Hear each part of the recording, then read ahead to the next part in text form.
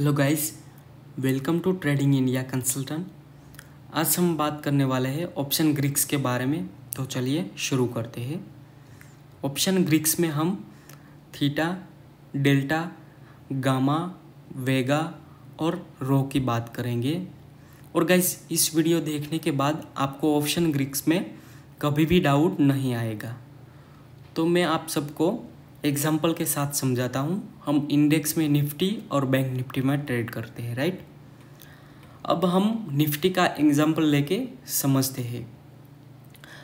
मान लो निफ्टी 17,000 पर चल रहा है, मतलब उसका जो स्ट्राइक प्राइस है वो 17,000 है। अब आपको लगता है कि मार्केट ऊपर जाएगा तो आप लॉन्ग पोजीशन में ट्रेड करते हो, मतलब सी बाय करते हो। और अगर आपको लगता है कि मार्केट नीचे जाएगा तो आप शॉर्ट पोजीशन में ट्रेड करते हो, मतलब पी बाय करते हो। अब मान लो आप श्योर हो कि मार्केट ऊपर जाएगा तो आप निफ्टी का 17,000 का सी 100 रुपीज़ प्रीमियम पे बाय कर लेते हो।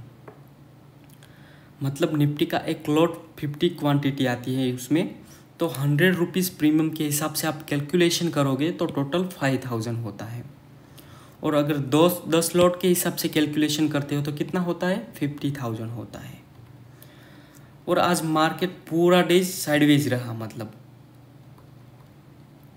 तो आपको लगता है इसे होल्ड करके जाएंगे हम और कल ये ऊपर जाएगा। लेकिन कल क्या होता है, कल भी वो पूरा डे साइडवेज रहता है ऐसे ही। तो ये जो हमने 17,000 का सी लिया था 100 रुपी प्रीमियम पे, वो आज कितना हो गया, 19 रुपी प्रीमियम हो गया, 90। तो अब एक लॉट का जो निफ्टी का हम कैलकुलेशन करते हैं तो 4500 होता है, और 10 लॉट का कितना होता है, 45,000 होता है। तो हमारा 5,000 का नुकसान घर बैठे बैठे हो गया। तो आप बोलते हो ऐसा क्यों, तो उसका आंसर है थीटा डी के। अब थीटा डी के मैं सिंपल एग्जांपल के साथ आपको समझाऊँ तो मान लो आपका फ्रेंड आपसे 1 लाख रुपए उधार लेता है और आप बोलते हो मैं पैसा तो दूंगा लेकिन मुझे इंटरेस्ट चाहिए। वैसे ये थीटा डी के जो है वो सेलर के लिए क्या है, इंटरेस्ट है। अब ये सेलर फ्राइडे सेल करता है ऑप्शन को, और जैसे ही एक्सपायरी नज़दीक आती है वैसे उसका थीटा डी के होता है। अब एक ग्राफ के जरिए मैं समझाता हूँ आपको। ग्राफ में आप देख रहे हो फ्राइडे को सेलर ऑप्शन सेल करता है, मान लो उसका प्रीमियम 100 रुपीज़ होता है,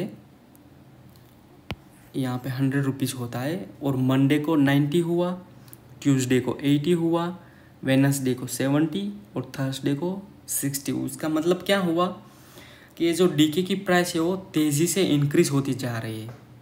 तो मतलब जैसे ही एक्सपायरी नज़दीक आती है ये जो थीटा डीके है वो तेज़ी से मतलब इंक्रीज़ होता है। ग्राफ में आप देख रहे होते हैं, अब देखते हो फ्राइडे कैसे हुआ, और थर्सडे देखिए कितना ऊपर आ गया। मतलब ऐसे ही थीटा डीके होता है। तो ये थीटा डीके है, वही टाइम डीके है हमारा। अब मान लो निफ्टी 17,000 एट 100 पर चल रहा है और स्ट्राइक प्राइस उसका अभी 17,100 पर आ गया, तो प्रॉफिट कितना हुआ वो आप कैलकुलेट करना चाहते हो तो इसका मैं आपको एग्जांपल के साथ समझाता हूँ कैसे प्रॉफिट कैलकुलेट करते हैं। इससे पहले हम डेल्टा की वैल्यू समझ लेते हैं। तो हम डेल्टा यहाँ पे एट द मनी पे डेल्टा कितना होता है, 0.5 होता है। और डीप इन द मनी हम चाहते हैं तो डेल्टा नियर टू 1 होता है, और deep out of the money delta जो है हमारा नियर टू 0 होता है। अब डेल्टा ये बताता है कि किसी भी अंडरलाइन एसेट का जो प्राइस है वो बढ़ेगा तो उसका प्रीमियम का प्राइस भी बढ़ेगा। अब आपको इतने तक तो समझ आ गया।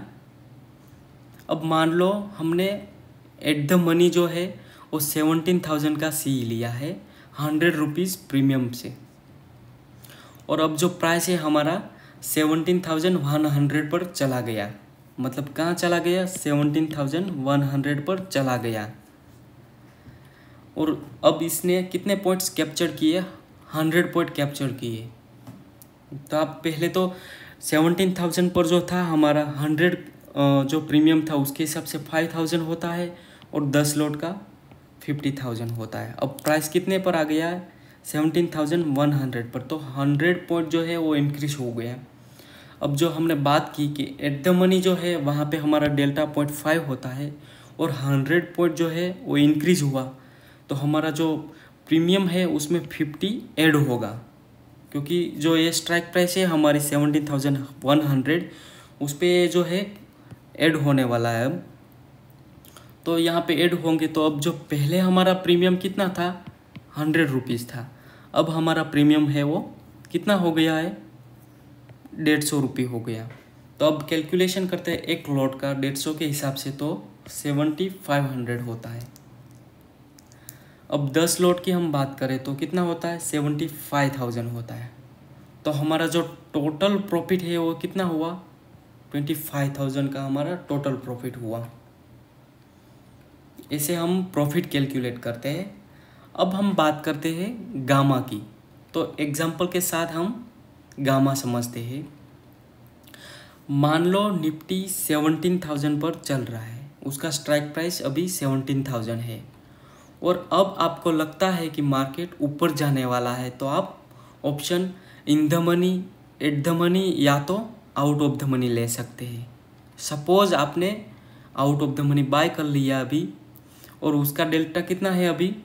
0.4 है, और 17,000 से अब ये आपका एट द मनी आ चुका है, अभी 17,100 पर आ गया अभी। तो अब इसका डेल्टा है वो पॉइंट कितना होता है? 5 होता है। पहले कितना था? 0.4 था। तो अब जो एक गामा है वो हमारा ये जो अभी क्या है एट द मनी पे आ गया है, तो उसका 0.5 माइनस जो पहले हमने आउट ऑफ द मनी में कितना लिया था? 0.4 उसका डेल्टा था। तो उसके हिसाब से 0.1 जो है मतलब 10%। तो ये जो हमारा है वो गामा है। तो ये जो डेल्टा है वो क्या बताता है? Rate of change of premium बताता है, और जो एक गामा है हमारा rate of change of delta बताता है। अब हम बात करते हैं वेगा की। तो ये वेगा क्या है? ये जो वेगा है हमें वॉलेटिलिटी बताता है। यहाँ पे आप आईवी सेक्शन देख रहे होता है, यहाँ पे ये लिखा है। तो ये क्या है? इम्प्लाइड वॉलेटिलिटी बताता है। ये वॉलेटिलिटी क्या है? ये मार्केट के लिए, मार्केट में जो सेलर है उसके लिए फियर बताता है। अब तो प्रीमियम इंक्रीज होगा वॉलेटिलिटी के हिसाब से, तो वॉलेटिलिटी बायर्स के फेवर में होता है, और सेलर जो होता है उसके अगेंस्ट होता है। जो भी सेल करता है उसके अगेंस्ट होता है। अगर वॉलेटिलिटी 10 से कम है तो प्राइस एक्शन के हिसाब से आपको ट्रेड करना है, और टेक्निकल एनालिसिस के बेस भी ट्रेड करना है आपको। और अगर वॉलेटिलिटी 20+ है तो आप लॉन्ग मत कीजिए, क्योंकि कुछ टाइम में वॉलेटिलिटी है वो कम हो जाएगी। अब हम जो है रो समझते हैं। तो ये रो समझने से पहले ये क्या इंडिकेट करता है? इंटरेस्ट रेट इंडिकेट करता है। अगर कोई इंस्टीट्यूशन इंटरेस्ट रेट चेंज करता है तो पूरी इकोनॉमी पर इम्पेक्ट आता है, पूरी इकोनॉमी है वो डिस्टर्ब हो जाती है। तो इंटरेस्ट रेट इंक्रीज होता है तो हमारा जो कॉल ऑप्शन है वो उसका क्या होता है? प्राइस इंक्रीज होता है, और पुट ऑप्शन जो है उसका प्राइस डिक्रीज होता है। मतलब कॉल ऑप्शन का रो जो है वो क्या होता है? पॉजिटिव होता है, और जो हमारा पुट ऑप्शन है उसका रो क्या होता है? नेगेटिव होता है। तो गाइस इस वीडियो को अगर आपको जो पसंद आता है तो इसे लाइक, शेयर और कमेंट ज़रूर कीजिए। Thank you for watching this video.